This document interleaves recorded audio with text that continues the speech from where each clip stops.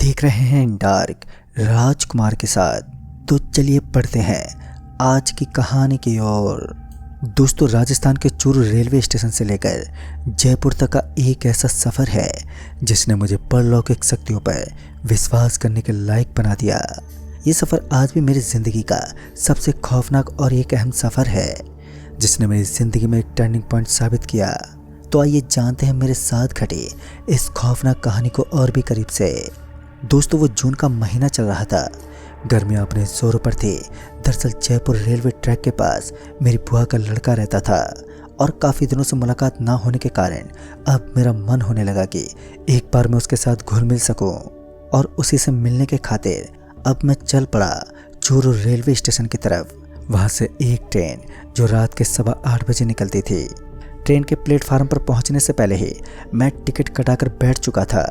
रात के करीब 7:30 बजे ही मैं रेलवे ट्रैक पर घूम रहा था क्योंकि मुझे डर था कि कहीं ट्रेन ना निकल जाए। गर्मियों के इस मौसम में अचानक ही मेरा मन कोल्ड ड्रिंक की तरफ जाने लगा। और तो और स्टेशन की तरफ कोई दुकान भी दिखाई नहीं दे रही थी जहां मैं कोल्ड ड्रिंक ले सकूं। स्टेशन पर दुकान तो नहीं थी, लेकिन फिर भी मैं इधर उधर भटकता रहा, शायद कोई दुकान मिल जाए और आज मैं अपने मन इच्छा पूर्ति कर सकूं। लेकिन ऐसा बिल्कुल नहीं हुआ।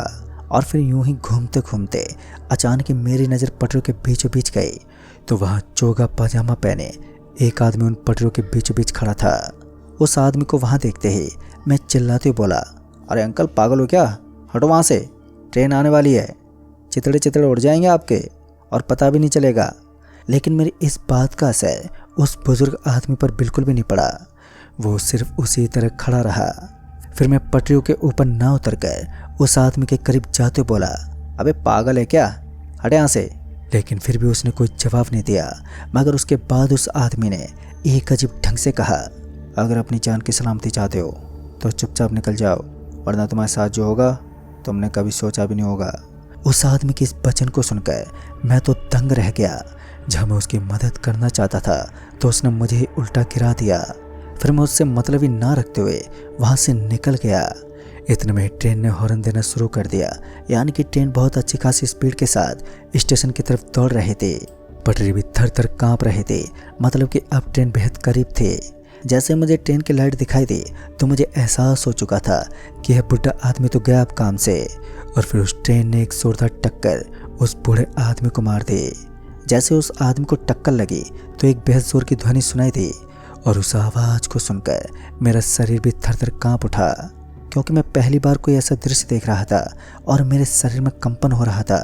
बाकी के सारे यात्री लोग उस आदमी की तरफ देख तक नहीं रहे थे। मैं बस उसी की ओर देखता रहा। और उसके बाद जब ट्रेन स्पीड से गुजर गई और जैसे ही ट्रेन वहाँ से गुजरी तो मैंने देखा कि अभी भी वो आदमी पटरों के बीचों बीच बिल्कुल इस तरह वैसे ही खड़ा था। सच में इस समय मेरे होश उड़ गए, क्योंकि मुझे यकीन ही नहीं हुआ कि पटरियों के बीचों बीच खड़े होने के बाद भी उस आदमी के प्राण बच कैसे गए। मैं सच में हैरान था। तो दूसरी तरफ मैं अपना सर खुजाने लगा और उसके बाद मैं वहीं पर मौजूद एक यात्री के पास गया। और जब मैं उस आदमी के पास पहुंचा तो मैंने उसे सारी बात बताई। और तब उसने पटरियों की तरफ देखा और वो मुझे घूरते बोला, भाई साहब, आपने शराब पी लिया क्या? मुझे तो वहाँ पर कोई भी दिखाई नहीं दे रहा है। और अब की बार जब मैंने भी उस तरफ देखा तो मेरे रोंगटे खड़े हो गए। असल में वहाँ कोई था ही नहीं। मेरा बदन अब पसीने से तर हो चुका था।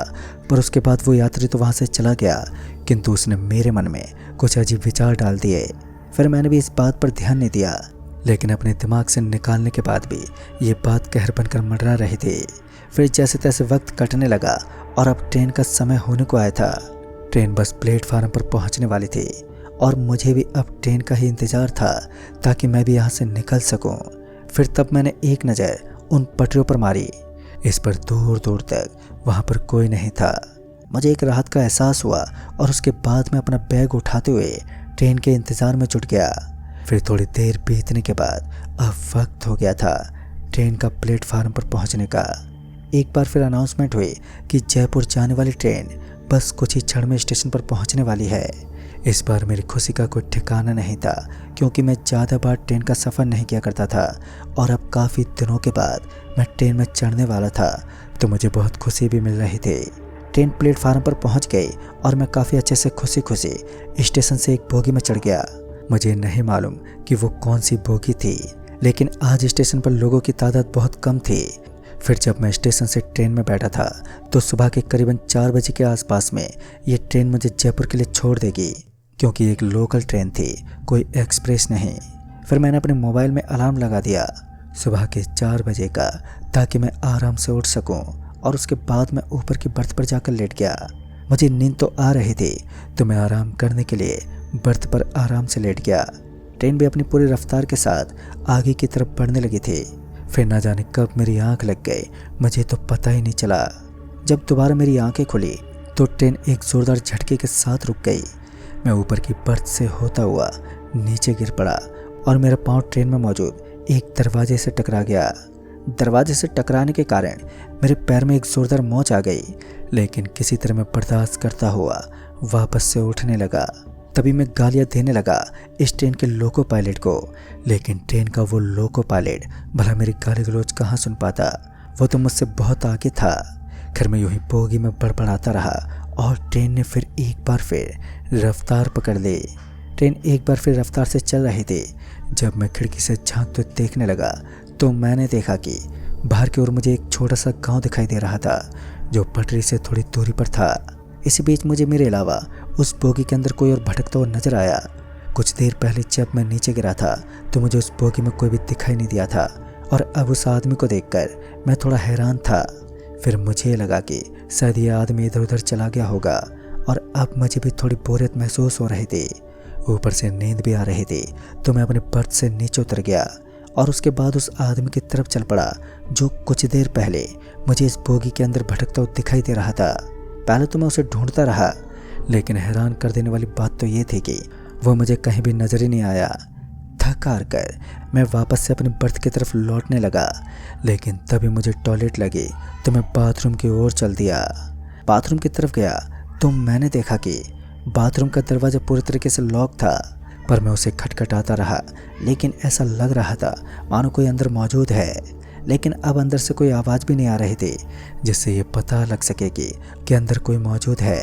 फिर जब मुझे लगा कि शायद ये दरवाज़ा नहीं खुलेगा तो मैं वापस मुड़ गया। मैं यही सोच कर वापस पलटा था कि शायद यहाँ कोई नहीं होगा, लेकिन फिर वो दरवाज़ा अपने आप ही खुल गया, मानो किसी ने अपने हाथ के सहारे से उसे खोल दिया हो। और इस बार जब मैं पीछे मुड़ा तो मैं हैरान रह गया। दरअसल वही आदमी था जो पटरों पर खड़ा होकर ट्रेन की चपेट में आया था। चोगा पजामा पहने वो बाथरूम से बाहर निकला, और जब वो बाथरूम से बाहर निकला तो मैंने देखा कि उसके चेहरे पर झुर्रियाँ बनी हुई थी और उसका बदन किसी मृत शरीर की तरह बदबू मार रहा था। किसी तरह मैं बर्दाश्त करता हुआ बाथरूम के अंदर घुस गया, और ना चाहते हुए भी मेरा शरीर बुरी तरह से कांप रहा था।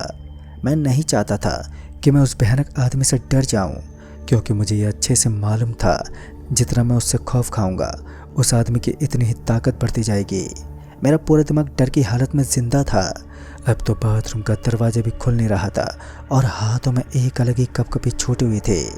फिर कुछ देर के बाद जब मुझे लगा कि अब वो आदमी यहाँ आसपास है ही नहीं, तो मैं बाथरूम का दरवाजा खोलते हुए बाहर की तरफ निकलने लगा। अब सब कुछ एकदम सही चल रहा था, लेकिन तभी मुझे अपने सामने की दिशा में खून से सना हुआ एक दरवाज़ा नजर आया। ऐसा लग रहा था मानो वहाँ किसी को पीट पीट कर मार दिया गया हो, जो अब ख़त्म हो चुका है। फिर मैं उसे घूरते हुए देखने लगा, लेकिन इससे पहले एक बार फिर ट्रेन को जोरदार झटका लगा।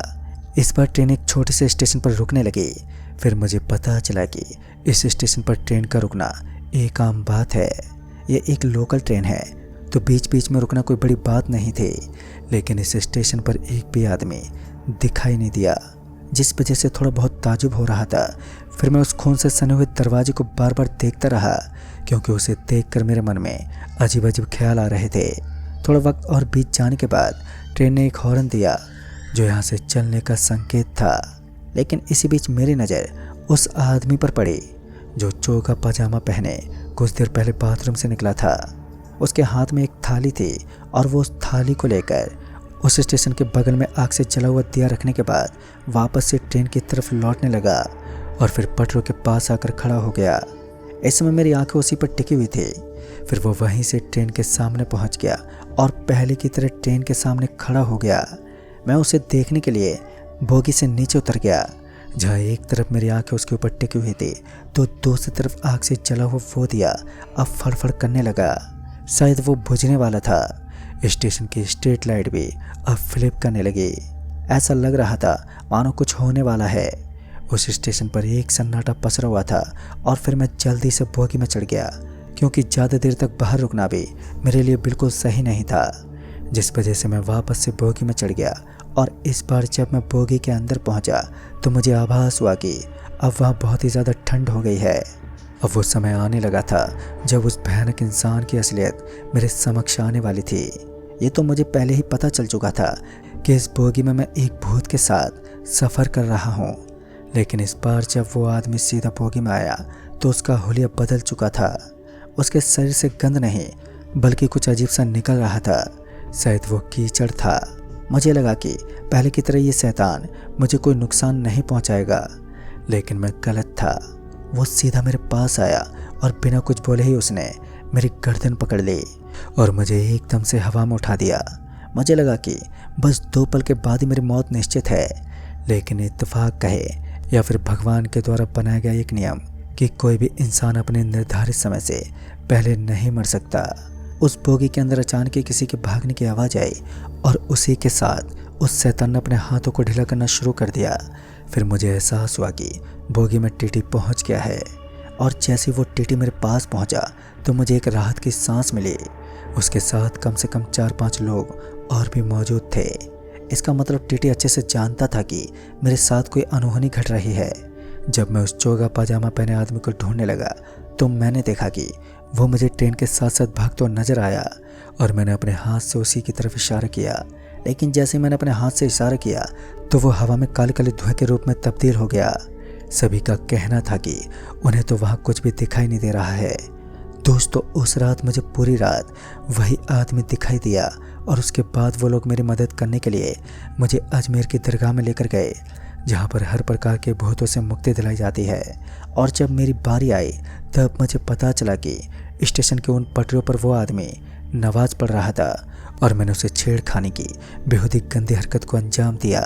लेकिन जैसे तैसे मुझे उस प्रेत से मुक्ति मिल गई, लेकिन ये समझ नहीं आया कि उस प्रेत ने एक छोटे से स्टेशन पर दिया क्यों रखा होगा।